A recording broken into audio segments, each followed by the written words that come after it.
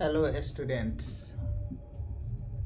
आइए इस वीडियो में हम लोग थैला वाला का टाइप 2 देखेंगे। मैंने इसका थैला वाला ही नाम रख दिया है। बल्ब भी होते हैं इसमें, दूसरे तरह से भी प्रश्न पूछे जाते हैं, लेकिन मैं थैला वाला ही कहकर इसको समझाता हूँ। तो आइए प्रश्न के माध्यम से हम लोग इसको देखते हैं। क्वेश्चन हमारा रहेगा कि एक थैले में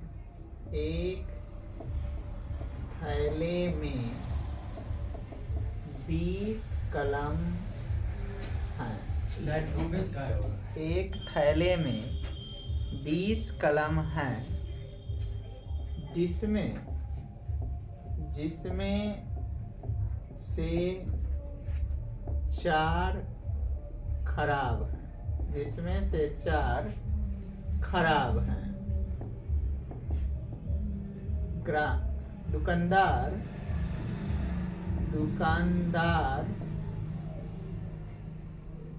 यदृच्छया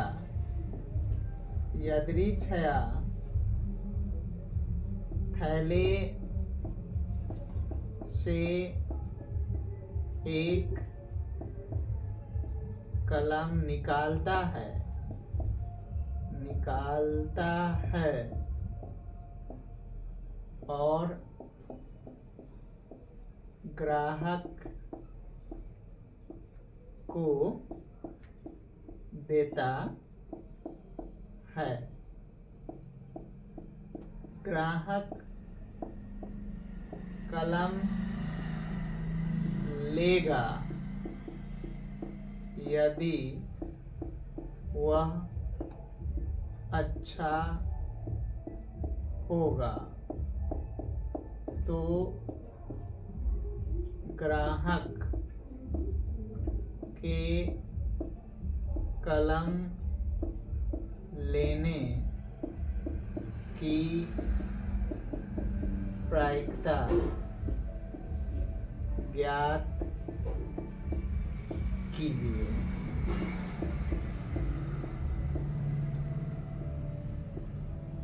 तो जब भी प्रायिकता की बात करते हैं हम लोग, तो कुल घटना की बात करते हैं। यहाँ थैला में हम लोगों के पास कितने कलम हैं? 20 कलम है। तो कुल घटना तो हमारा 20 ही होगा। कुल घटना क्या होगा? 20 ही रहेगा। कुल घटना हमारा 20 होगा। अब है कि ग्राहक कलम लेगा। ग्राहक कब कलम लेगा? जब कलम अच्छा होगा। तो घटना के अनुकूल संभव परिणाम क्या होगा हमारा? घटना के अनुकूल संभव परिणाम। तो घटना के अनुकूल संभव परिणाम। तो घटना के अनुकूल संभव परिणाम क्या होगा कि ग्राहक कब कलम लेगा? यदि अच्छा होगा तो लेगा। दुकानदार तो यदृच्छया निकाल के दे दिया है। तो हम लोग को 20 में से जो खराब कलम है उसको हम लोग क्या करेंगे? घटा देंगे। तो 20 में से जो खराब कलम है उसको हम लोग घटा देंगे। तो घटना के अनुकूल संभव परिणाम कितना हो जाएगा? 16। तो अच्छा कलम कितना है? 16। यानी इन 16 में से अगर दुकानदार कोई एक निकाल के देगा तो ग्राहक ले लेगा। तो वांछित प्रायिकता हमारा क्या हो जाएगा? वांछित प्रायिकता। तो वांछित प्रायिकता बराबर हम लोग को याद हो चुका है, घटना के अनुकूल समय परिणाम बटा कुल घटना। घटना के अनुकूल समय परिणाम बटा कुल घटना। तो घटना के अनुकूल समय परिणाम 16 है और कुल घटना क्या है आपका? 20 है। 4 से हम लोग काट सकते हैं। 4 चौका 16 और 4 पंचे 20। तो 4/5 हमारा आंसर हो जाएगा। इसी में कभी कभी पूछ लेगा कि ग्राहक कलम लेगा का हम लोग निकाले हैं। अगर क्वेश्चन फिर से हम लोग को कह देता कि ग्राहक के कलम न लेने की प्रायिकता निकालें, तब हम लोग क्या करते? तो हम लोगों को लेने की प्रायिकता तो मालूम है, लेने की प्रायिकता हमें मालूम है 4/5 और न लेने की प्रायिकता निकालना है तो हम लोगों ने जैसा कि पिछले वीडियो में सीखा है 1 में से क्या करेंगे, घटा देंगे। किसी चीज के होने की प्रायिकता मालूम हो और उसी के न होने की प्रायिकता पूछे तो 1 में से क्या करते हैं, घटा देते हैं। या न होने की प्रायिकता मालूम हो और होने की प्रायिकता पूछे फिर भी 1 में से घटा देते हैं। तो हम लोग वांछित प्रायिकता बराबर क्या होगा, 1 घटे होने की प्रायिकता 4/5। भिन्न के घटाव का मेरा क्या तरीका है, जिसके बटा में वो ज्यों के त्यों। तो 4 के बटा में 5 है तो वह ज्यों का त्यों होगा, और जिसके बटा में नहीं वो गुना, तो 5 इकाई 5, जिसके बटा में ज्यों का त्यों, जिसके बटा में ज्यों का त्यों, और जिसके बटा में नहीं उसको क्या करेंगे, गुना। 4 के बटा में 5 है तो 4 ज्यों का त्यों लिख दिया और इसके बटा में नहीं तो गुना कर दिए। तो ये हो गया हम लोग को 1/5 हमारा क्या हो गया, आंसर हो गया। तो एक और प्रश्न से इस कंसेप्ट को और क्लियर करने की कोशिश करते हैं।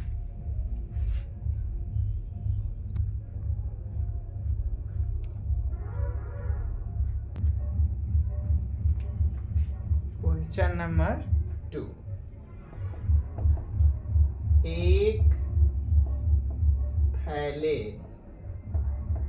में 132 अच्छे बल्ब हैं।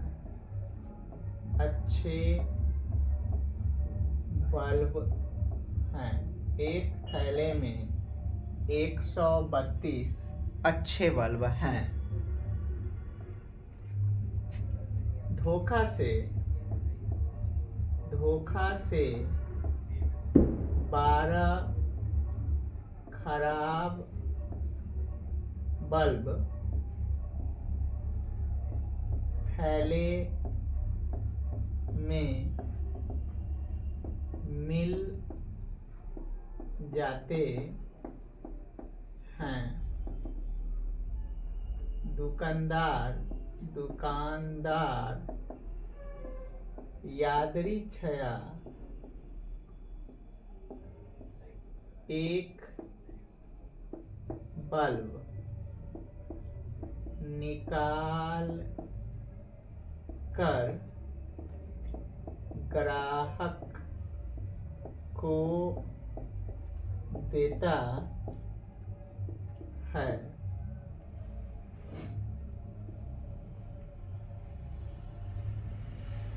तो क्या प्रायिकता है कि ग्राहक बल्ब लेगा, ग्राहक बल्ब नहीं लेगा।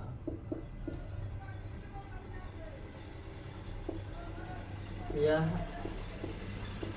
मानते हुए कि ग्राहक बल्ब तब लेगा जब वह अच्छा हो। तो प्रायिकता का जब भी हम लोग हल करते हैं, सॉल्व करते हैं, तो सबसे पहला काम हम लोग का क्या होता है, कुल घटना पता करना। तो कुल घटना जो है कैसे पता करते हैं हम लोग, कुल घटना हम लोग जो हैं सो जोड़ के पता करते हैं। तो अब हम लोग को कुल घटना इसमें है क्या, अब इसमें कहिएगा कि सर पिछले प्रश्न में तो आप लोग आपने नहीं जोड़ा, ऐड नहीं किया, यहाँ जोड़ने की क्यों है।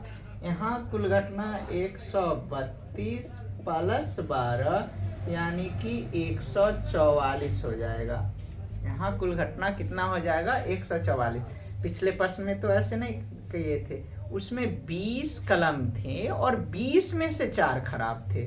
20 में से शब्दों पर ध्यान दीजिए, 20 में से 4 खराब थे। और इसमें हम लोगों को 132 पहले से थैला में है और अलग से 12 मिल गए हैं। तो अब 132 थे और 12 और आ गए हैं, तो टोटल हमारे पास कितने हो जाएंगे, दोनों को जोड़ देंगे तो 144, यानी अब हमारे पास 144 बल्ब हैं।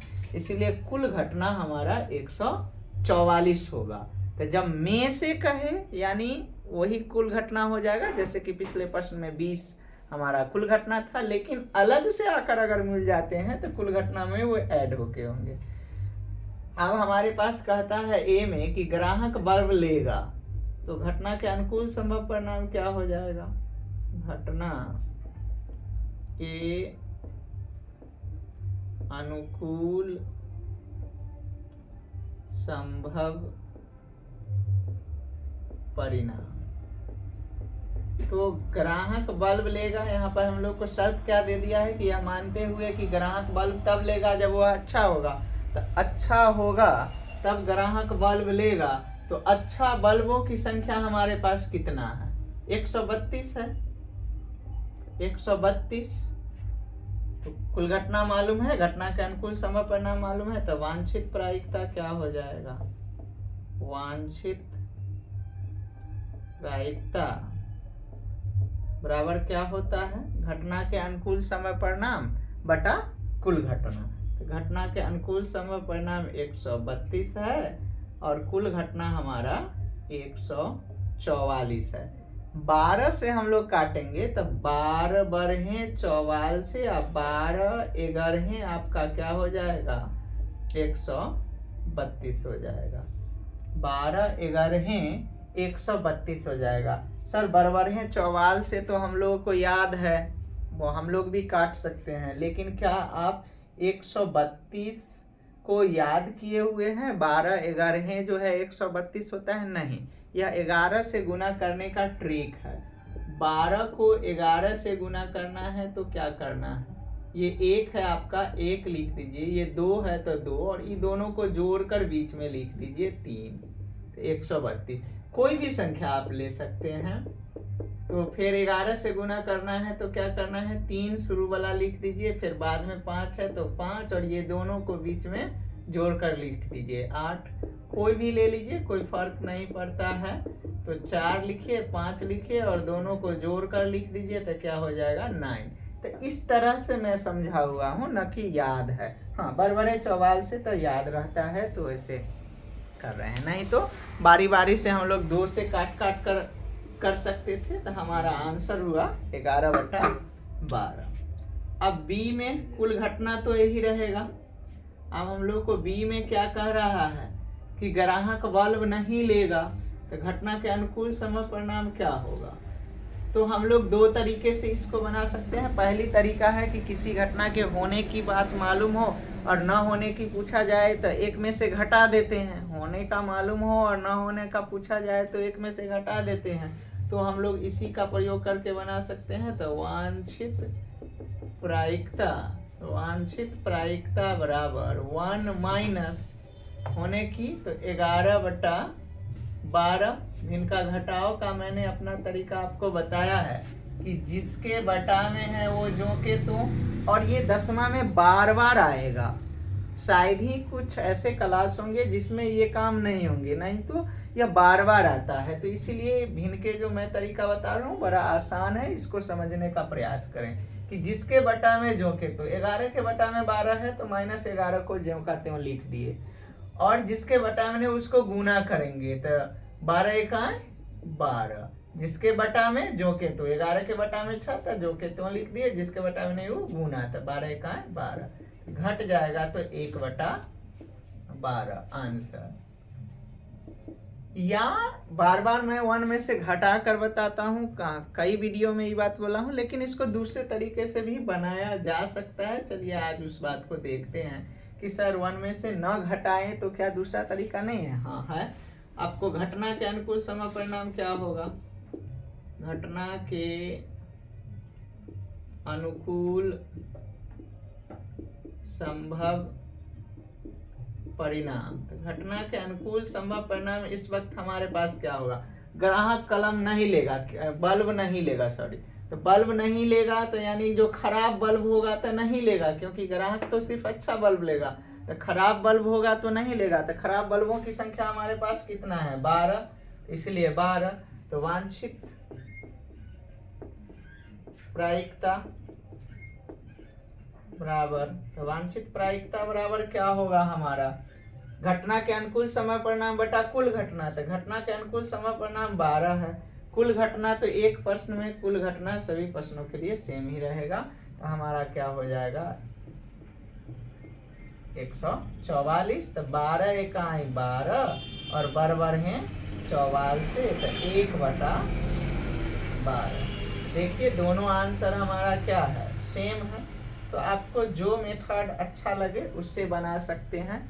अब प्रश्न बनाने को तो कई टाइप के बन सकते हैं, जैसे आम कुछ लिए, 100 आम लिए, उसमें से 15 सड़े थे, 85 अच्छे थे, 85 अच्छे आम थे। तो इस आधार पर भी हम लोग जो है सो प्रश्न बना सकते हैं। लेकिन मैंने ये 2 प्रश्न के माध्यम से आपके कंसेप्ट को कंप्लीट करने का प्रयास किया हूँ। अगर आप लोगों को दिक्कत है तो कमेंट सेक्शन में बताइएगा, वो सरे और अच्छे वाले भी प्रश्न लेकर आएंगे। फिलहाल थैला वाला अब कंप्लीट हो गया है। तो अभी तक हम लोगों ने प्रायिकता में सीखा क्या क्या है और क्या क्या पढ़ लिया है। तो हमने जाना कि प्रायिकता बराबर क्या होता है, घटना के अनुकूल समय परिणाम बटा कुल घटना, पॉइंट नंबर 1। पॉइंट नंबर 2 में हम लोगों ने क्या देखा कि जिस भी प्रायिकता का मान 1 होता है, जिस घटना की प्रायिकता का मान 1 होता है वह निश्चित घटना कहलाती है। और जिस भी प्रायिकता का मान 0 होता है, जिस भी घटना का मान 0 होता है वह असंभव घटना कहलाती है। 1 निश्चित घटना, 0 असंभव घटना। तीसरी बात हम लोगों ने जाना था कि प्रायिकता का मान 0 से छोटा नहीं होगा और 1 से बड़ा नहीं होगा, अर्थात 0 और 1 के बीच में होगा। प्रायिकता का मान 0 से छोटा नहीं होगा और 1 से बड़ा नहीं होगा, अर्थात 0 और 1 के बीच में होगा, यानी 0 से लेकर 1 तक होगा। माइनस में है तो वह प्रायिकता का मान नहीं होगा, 1 से थोड़ा भी अधिक है तो वह प्रायिकता का मान नहीं होगा। इसको मैथ में हम लोगों ने लिखा था 0 greater than and equal PE, 0 greater than and equal PE, greater than and equal 1। ये भी याद रखना है, ऑब्जेक्टिव में हम लोगों को पूछता है, ऑब्जेक्टिव में हम लोगों को पूछता है। इसके बाद हम लोगों ने और क्या देखा था कि एक घटना के घटने और उसी के न घटने की, घटना के घटने की प्रायिकता मालूम हो और उसी के न घटने की प्रायिकता निकालना हो तो 1 में से क्या करते हैं, घटा देते हैं। या न होने की प्रायिकता मालूम हो और होने की प्रायिकता पूछा जाए तो 1 में से घटा देते हैं। और इस प्रायिकता टॉपिक को आसान बनाने के लिए जो मैंने प्रायिकता को 4 भागों में बांटा था, सिक्का वाला, पासा वाला, थैला वाला और ताश वाला। इसमें हम लोगों ने सिक्का वाला देखा, सिक्का वाला को भी मैंने 3 भागों में बांटा था, 1 सिक्का वाला, 2 सिक्का वाला और 3 सिक्का वाला। पासा वाला को 2 भागों में बांटा था, 1 पासा वाला, 2 पासा वाला। थैला वाला को भी 2 भागों में बांटा, टाइप 1 और टाइप 2। अब हम लोग जो हैं सो ताश वाला देखेंगे, अगले वीडियो में ताश वाला देखेंगे। और इसमें कोई भी अब प्रायिकता जो आपको 10th में तो मदद करेगा ही, प्रायिकता आपको 11th में भी पढ़ना है, 12th में भी पढ़ना है और कॉम्पिटिटिव एग्जाम में भी प्रायिकता से प्रश्न पूछे जाते हैं। तो धीरे धीरे प्रायिकता का लेवल क्या होता है, बढ़ता चला जाता है। इसलिए हमें प्रायिकता को समझना बहुत आवश्यक है। धन्यवाद, मिलते हैं अगले वीडियो में, ताश वाला उसमें हम लोग पढ़ेंगे।